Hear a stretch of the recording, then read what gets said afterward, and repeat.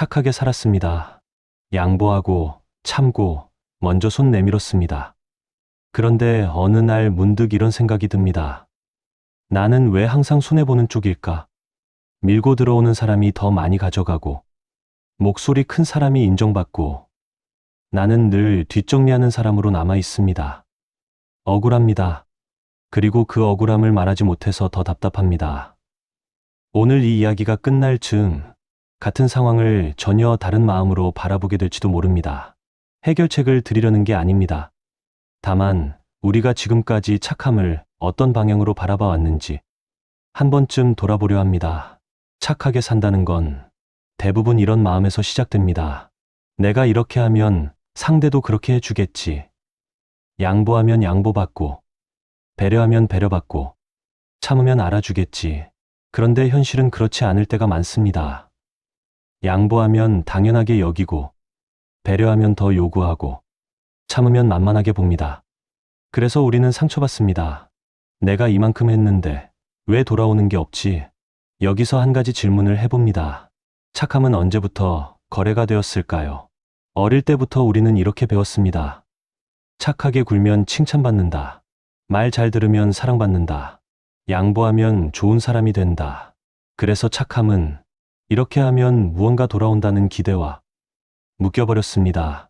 착한 행동을 했는데 아무 반응이 없으면 손해본 기분이 드는 이유가 여기에 있습니다. 착함 자체가 문제가 아니라 착함에 붙어있는 기대가 우리를 힘들게 하는 것일 수 있습니다. 조금 더 들여다보면 우리가 느끼는 억울함의 뿌리는 상대가 나를 알아주지 않는다는 데 있습니다. 내가 얼마나 참았는지, 내가 얼마나 애썼는지 상대는 모릅니다. 아니, 알아도 표현하지 않습니다. 그래서 우리는 속으로 점수를 매기기 시작합니다. 나는 10번 양보했는데 저 사람은 한 번도 안 했어. 이 계산이 시작되면 착함은 더 이상 착함이 아니게 됩니다. 갚아야 할 빚이 됩니다. 그리고 그 빚을 갚지 않는 상대가 원망스러워집니다. 조금 더 솔직해져 봅니다. 우리는 착해서만 참는 게 아닙니다. 참지 않으면 관계가 깨질까봐, 미움받을까봐, 문제가 커질까봐 참는 경우가 많습니다. 그래서 착함에는 용기보다 두려움이 섞여 있을 때가 있습니다. 이번엔 내가 넘기자. 이 정도는 괜찮아.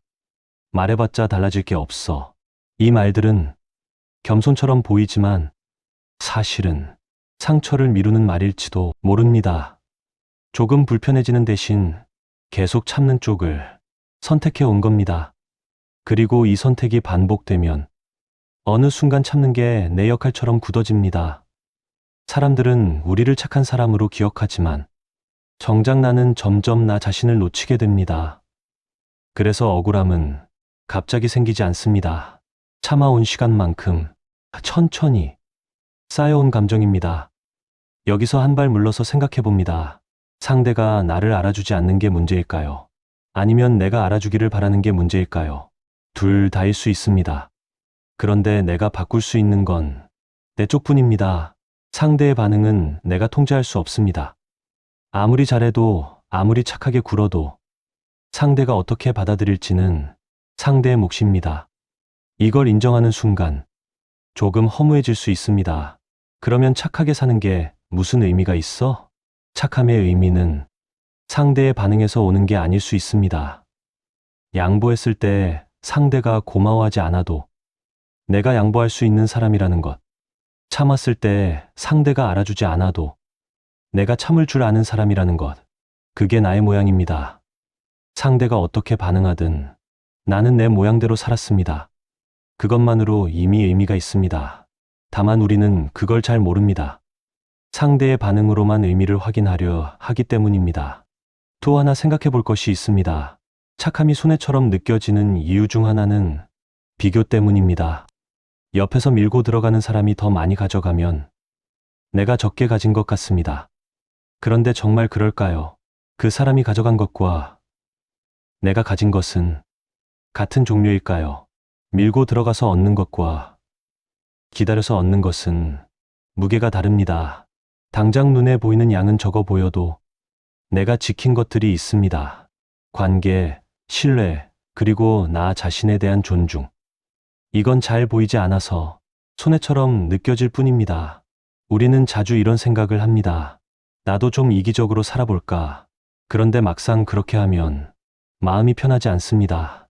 왜냐하면 그건 내 모양이 아니기 때문입니다. 착하게 사는 사람이 갑자기 이기적으로 살면 오히려 더 지칩니다.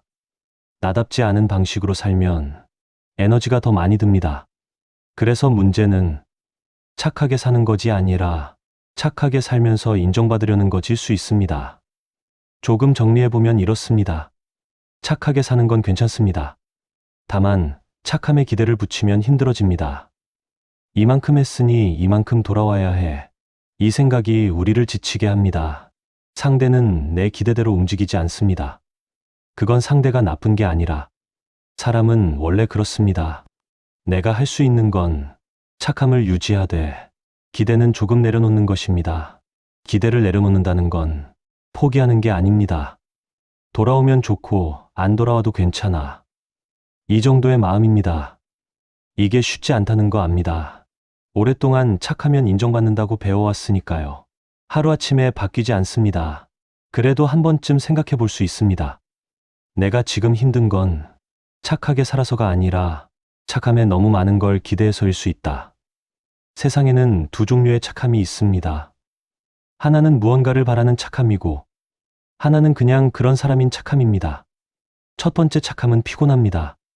돌아오지 않으면 상처받으니까요. 두 번째 착함은 편합니다. 기대가 없으니 실망도 없습니다. 두 번째 착함으로 가는 길이 쉽지는 않습니다. 그래도 방향을 알면 조금씩 갈 수 있습니다. 손해본다는 느낌. 그건 어쩌면 내가 나를 인정하지 않아서일 수 있습니다. 상대가 알아주지 않으면 내가 한 일이 의미 없다고 느끼는 것. 그런데 내가 나를 알아주면 어떨까요? 나는 오늘도 참았고 양보했고 배려했어. 아무도 몰라도 나는 알아.